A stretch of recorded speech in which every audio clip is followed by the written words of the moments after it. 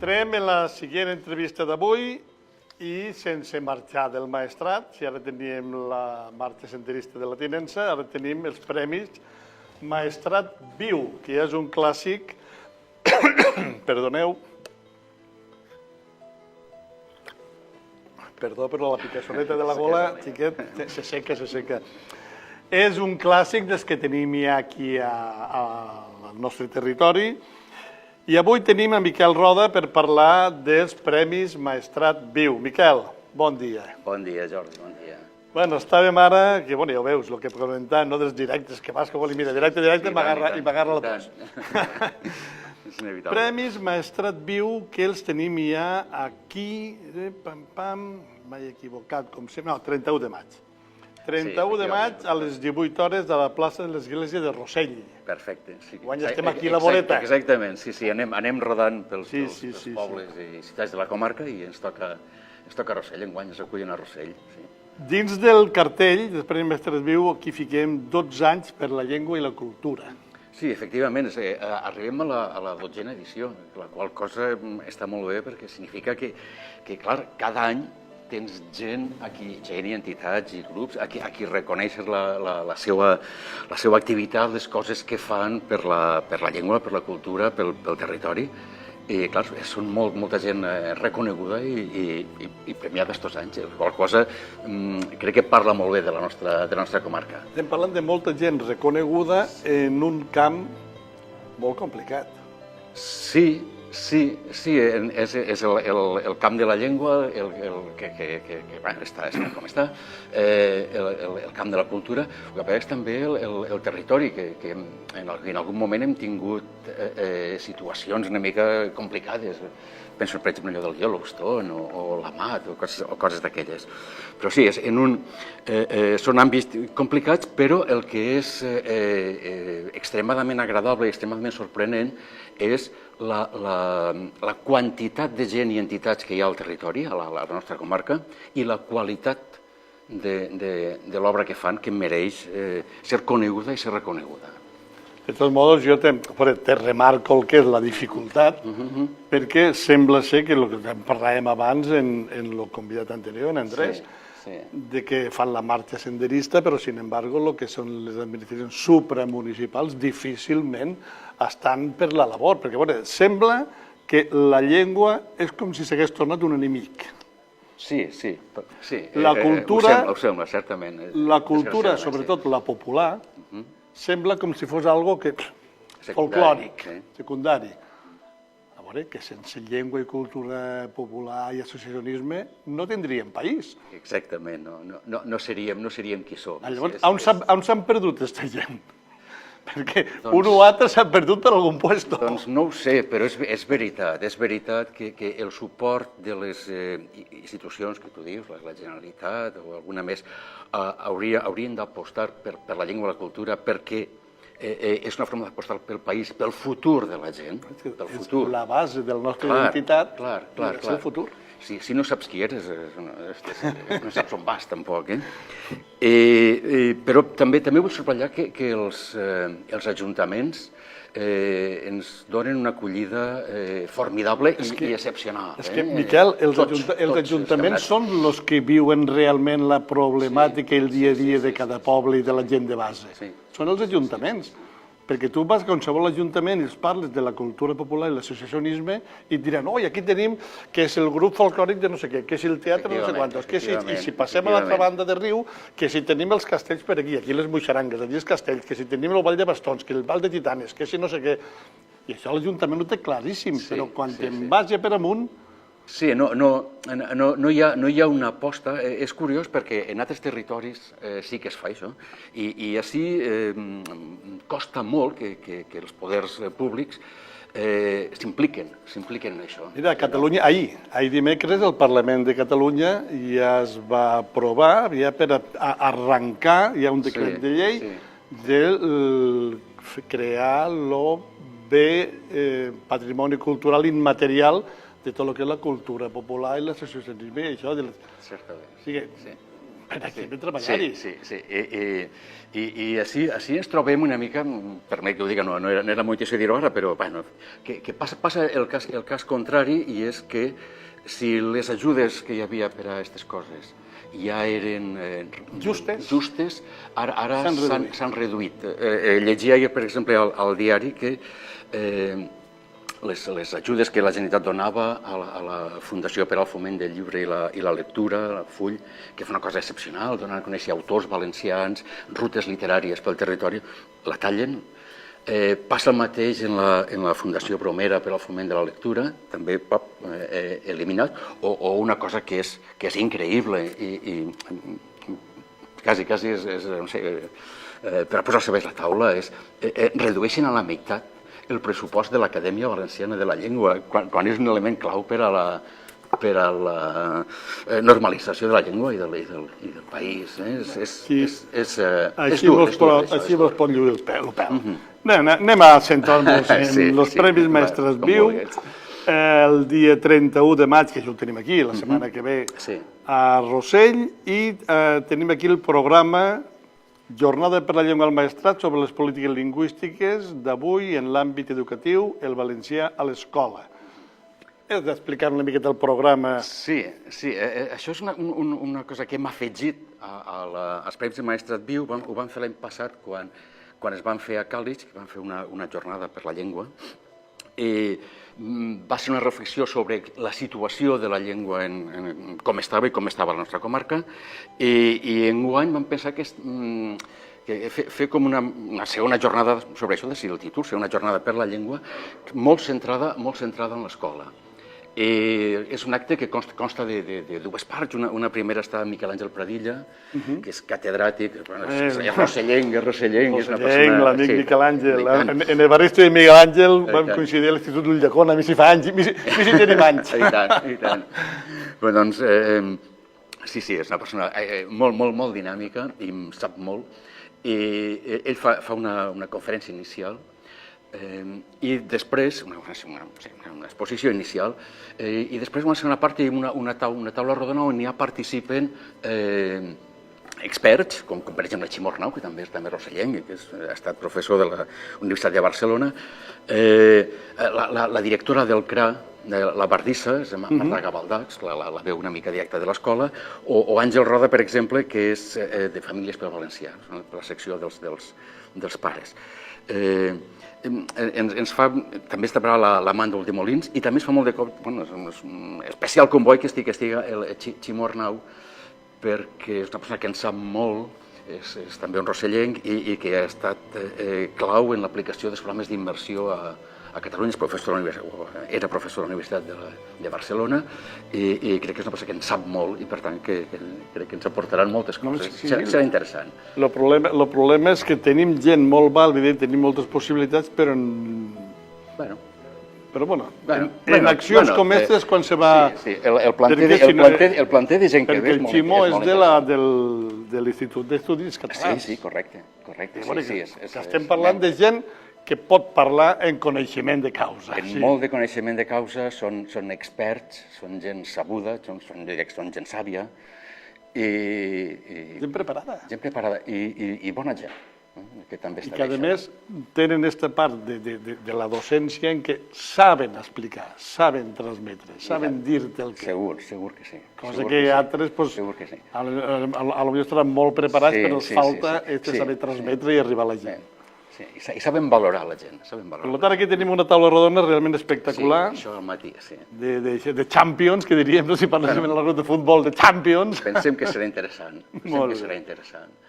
L'any passat ho va ser, va haver molta gent, i esperem que enguany també. Entrem al taller de llengua. Va, explica'm-ho, esta jugada. Això és la Màndol de Molins, que és una persona que en qüestions de didàctica o de jugar amb la llengua en sap, i aleshores desenvolupar també aquesta part, diguem-ne, més com a més lúdica, com a més creativa, que cuida les emocions, aquesta mena de coses. Per tant, és com un complement a la jornada que també aporta un puntet de relax i d'un temps una mica lúdic. I en això diries que acabaríem el matí, allà a la 1:30, a les 2 del migdia, s'acabaria el matí, que el matí seria la jornada de llengua. Exactament, si és de 10 a 1:30 aproximadament, i un xicotet descans allà, sí. I llavors ja anem a la gala dels Premis Maestrat Viu. Correcte, sí. I la cirereta del pastís. Aquí Sí, és el que cada any... És la 12a edició, exactament. M'imagino que per a vosaltres el tindre que organitzar aquesta gala dels Premis de Maestrat Viu cada any és un repte que a veure és complicat, perquè... És un repte, perquè has de coordinar moltes coses, des de fer el cartell, parlar amb l'Ajuntament, que et posen les coses, Quants de premis doneu? Donem 4 premis. Donem 4 premis. 2 premis són a trajectòries, trajectòria individual i trajectòria col·lectiva per a un col·lectiu, i després donem 2 premis més que són per a, que diem, iniciatives anuals, coses que durant l'any han sigut significatives i que val la pena destacar. Coses puntuals i l'altra coses, ja diguem-ne, d'una certa entitat. Llavors, en aquest cas, toca Rossell, m'imagino que coneixent a Evaristo, les facilitats ja no han estat màximes, però però deixes de coordinar. Sí, l'espai, la gent que posa les coses... Infraestructura, material tècnic... Exactament, allò que anaries a canviar-te, a menjar o no sé què... Són moltes coses que s'han de tenir present. Quanta gent monteu tot aquest clars? Perquè aquesta feina fosca, perquè la gent que anirà... La gent que es presentarà dirà, ai, doncs vale, mira, molt bé, aquí una taula rodona, fantàstic, aquí això, i que interessant, ara m'ho anem a dinar i ara m'ho anem... Oh, mira, entreguem molt bé. Mira, bàsicament, per fer-ho així senzillet, hi ha l'Ajuntament que posa l'escenari i l'espai, les cadires, que Déu-n'hi-do, hi ha la brigada municipal o els mateixos regidors, segons els casos, no? I després, diguem, nosaltres, des de la Junta, ens encarreguem de les altres coses, com seria coordinar el so, fer les proves, tenir elaborats els guions de l'acte, tota aquesta sèrie de coses. Hi ha com un repartiment. Suposo que vosaltres ja sabeu qui ha guanyat. Sí, te ho diré, mira. Es pot dir? Sí, te ho diré. No sé si es pot dir o no es pot dir. Sí que es pot dir, sí. No ho han fet públic, però ho fem públic ara. Ole, primícia. Primícia, sí, diríem que és una primícia. Mira, d'aquells premis d'honor que diem que reconeixen tota una trajectòria, tenim el Carles Salvador, li diem Premi Carles Salvador, que el donem a una persona en concret, i enguany és per a Rosent Aimí. Rosent Aimí, que dius, qui és Rosent Aimí, no? És allò que dius que a vegades no coneixem a la gent que tenim a la vora. Jo no el coneixia. No el coneixia. Però, en canvi, sí que sabia coses d'ell. Per exemple, jo sabia que era un musicòleg que estava lligat al món de les corals i tal, i efectivament és el fundador de la coral García Julve, d'ací de Vinaròs, que, vaja, és una coral que té una entitat, ho coneixereu millor que jo. Molt reconegut. Sí. Rosent és musicòleg, ho havíem dit, és organista, i a més és una persona que ha treballat molt a la comarca, per exemple, restaurant orgues, el de Xert, el d'ací de Vinaròs, també ha anat a Morella, i és d'aquelles persones que diries, bé, en sap del seu camp. Una vida a l'ombra, però treballant en això. Ara és grània, ha tingut premis, per exemple, té la medalla de l'Ajuntament de Vinaròs a la cultura, també té un premi a Tortosa, i ara té aquest reconeixement per part nostra per tota la feina que ha fet de difusió de la música, que és un element important en la cultura, clar. I el segon premi, que li diem per la Bèrnia era un traiguerí que ara fa ben bé quasi 200 anys, se'n va anar a Barcelona, va fer una escola, va fer un diccionari català-llatí i va ser com una mena de primer gramàtic, de la llengua catalana. És una persona important que traguera aportat al conjunt de la nostra cultura. I aquest premi el donem a un grup de xiques joves que es diu Somia, Somnia, ells han fet una empresa a Culla centrada en el temps lliure, és un projecte on barreja aspectes psicològics, aspectes educatius, aspectes lúdics,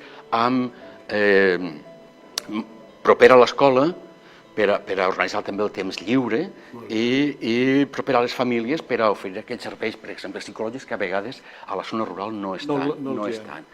I estan treballant en molts pobles, en moltes escoles de la comarca, des de Catí, Benassal... Sí, molt bé. És una experiència que també ha tingut algun premi i ara tindrà este també. En tenim més de premis? En tenim més. Estos són, diguem, els premis a trajectòries, i ara els premis a coses puntuals. En tenim dos. El primer es dona individualment a una persona que ha fet alguna cosa que, caram, em sorprèn. Li diem el Premi Alfred Giner Sorolla, que com sabeu, Alfred Giner Sorolla era una eminència de Vinaròs. Era un bioquímic excel·lent, reconegut arreu del món, que va treballar sobre el càncer, un pioner en el seu temps, un humanista, un escriptor també. I bé, este premi que porta també el seu nom, va per a Pere Vallès. Pere Vallès era secretari de l'Ajuntament de la Jana i ha fet un blog que es diu Memòria fotogràfica a la Jana, blogspot.com, on ha fet un recull fantàstic. Hi ha vídeos, imatges, biografies, dades històriques, censos, coses de la Guerra Civil. És increïble, és un recull gegantí, realment gegantí, que dius, caram, és la història... Què n'has fet aquí, no? Sí, i evidentment accessible a tot el món. I fet en valencià, clar, que sempre és un requisit que és imprescindible. Per tant, serà Pere Vallès qui s'endú este premi enguany, el Premi Alfred Giner Sorolla, i després hi ha el Premi Seidia, que el Premi Seidia es dona un col·lectiu, i en aquest cas és per a famílies pel valencià. Famílies pel Valencià és un moviment que es va generar quan la Conselleria d'Educació va decidir muntar un referèndum per a que la gent triara la llengua vehicular. I aleshores, clar, era un referèndum absurd, era perillós i no tenia cap justificació pedagògica. N'hi haurien altres una mica més fosques, però cap de pedagògica. I aleshores és molt important que una sèrie de persones reaccionen davant d'això, comencen a crear-ho pel Telegram i tal, i reuneixen més de 300 persones i unes quantes associacions per a dir, nosaltres, això, som famílies que portem els xiquets a l'escola i volem que els xiquets continuen tenint el valencià com a llengua fonamental, perquè l'escola és a la nostra comarca, que és molt valencià parlant, però és dels pocs àmbits on la llengua està normalitzada i es gasta amb normalitat, escrit i oral. I en canvi... A banda d'això, Miquel, el que està clar és que a nivell de la llengua d'escola, si nosaltres volem integrar a tots els nouvinguts, els hem d'integrar per la llengua. Evidentment. I per les nostres costums i tradicions. Evidentment. I això l'escola ho està fent formidablement. Basta que vagis a qualsevol escola. A veure, com a mínim als pobles, en les zones costanera haurien de mirar una mica més fi, perquè a vegades hi ha concentracions, però tu vas al meu poble, tu vas a Tírig, hi ha xiquets d'origen àrab, hi ha xiquets sud-americans, hi ha xiquets d'origen romanès. Tots parlen les seues llengües a casa, tots parlen castellà i tots parlen valencià. Un xiquet és una esponja. Però totalment. Nosaltres ja no som de l'esponja. És sorprenent. Però un xiquet és una esponja. I encara que et vingui un xiquet àrab, als 4 dies te parla el valencià. I el castellà. Sí, és que m'he referit que són una esponja. I si tu tens la llengua teua, la llengua del poble, aquest xiquet s'integrarà ràpidament a qualsevol grup o associació o entitat. Exactament. Si tenim la barrera de l'idioma, com l'integraràs? Si jo resulta que el meu grup de teatre, fem teatre en valencià, aquest xiquet, per molt que li agradi el teatre, no s'integrarà.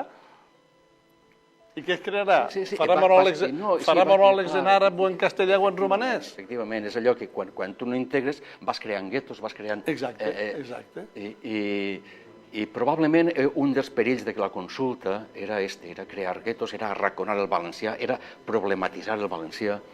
I la reacció que van tenir aquestes famílies de dir no estem per aquesta labor, anem a fer actes, vam fer reunions... Jo sempre he dit que és importantíssim que l'escola doni, o en català o en valencià, soc d'Ulldecona, i jo considero que s'ha de parlar a l'escola. I la gent me pregunta, per què? Dic, jo tinc netes, petaquets. Parlen en castellà a la perfecció, per què? Per les xarxes, per YouTube. Les xarxes, la tele... Sí. Doncs si no els donem el català o el valencià a l'escola, acabarem que quedarà com un idioma residual. Sí, realment perjudiques els alumnes, els perjudiques, els prives de tot un camp que els ho pots donar... Dins de la cultura popular, i jo estic dins de la cultura popular i l'associacionisme, te'n dones compte que a la joventut li costa molt entrar dins de totes aquestes associacions. Per què? Doncs perquè no tenen clar ni la llengua ni tenen clar les costums. Perquè la millor manera d'incluir és per la llengua. I a partir d'aquí ja entres dins la dinàmica. Que això no vol dir que haguis de renunciar a les teves costums i a la teva llengua d'origen. No, en absolut. Això és igual que jo dic, a veure, jo quan diuen, és que els catalans sou molt, dic, doncs com un madrileny, com un andalús, o com un manyo, tu toca-li el manyo a una jota, que t'esgarraparà. Doncs a veure, ni més ni menys. Està bé, tu, de tonteries. Efectivament. Crec que la lluita és per la normalitat i estem lluny de la normalitat. Estem lluny perquè no interessa segons qui hi hagi normalitat. Estem lluny i s'hauria de fer un treball fort a favor i està fent-se un treball, jo diria que bastant fort també en contra. Miquel, el temps mos guanya i voldria que acabéssim, perquè després teniu al final el sopar dels Premis Maestrat Viu, al restaurant Grèvol i per assistir. Per assistir, evidentment l'entrada és lliure, pot vindre qui vulga. Nosaltres sí que reservem un seguit de seients per a els invitats i gent que sabem que ve segur. I també el que fem és que demanem a la gent que s'inscriu a través de la pàgina web de l'associació, que és maestratviu.org, que s'inscriga perquè d'aquesta manera li guardem un lloc. Simplement senzillament tindrà una cadira. Si hi ha 150 cadires, doncs en tindrà una. Però, evidentment, és un acte obert a tot el món. I el que vulgui apuntar-se al sopar, també per la pàgina web, allà trobarà... Sí, és el mateix. Trobarà el menú i aleshores el procediment és, tries el que vols i ho pagues. Pagues i ja està. Per tant, la gent pot passar tota una jornada fantàstica a Rossell, aquest dia 31. Sí, jo crec que la primera part... Una jornada fantàstica, en la primera part, a base de taules rodones i gent molt potent. Sí, la segona és conèixer aquesta gent del país, que ens acabem de comentar ara, i això està lligat en xicotetes entrevistes molt breus i en activitats musicals. Jo crec que és un acte que queda lluït. Queda prou redó. Doncs molt bé, Miquel Roda, de Maestrat Viu, recordem, Rossell, 31 de maig del 2025, Premis Maestrat Viu, la 12a edició. La 12a edició. I esperem veure-us abans de la 13a. Perquè durant l'any feu més activitats. Sí. Quan tinguéssiu alguna coseta que digués, hem de parlar-ne, ja sabeu que l'únic programa, i ho reivindico perquè no ha vingut de cap manera que les supramunicipals, ni municipals ens ajuden en aquesta casa, en este programa. És l'únic programa de tota la província de Castelló i Tarragona que es dedica a la cultura, al territori, els únics. Però bueno, estem a la vostra disposició. Doncs feu una tasca gran. Estem a la vostra disposició perquè puguem explicar a la gent tot el que des de Maestrat Viu esteu fent durant l'any. Molt bé. Miquel, moltes gràcies i fins la propera. Molt bé, moltes gràcies, Jordi.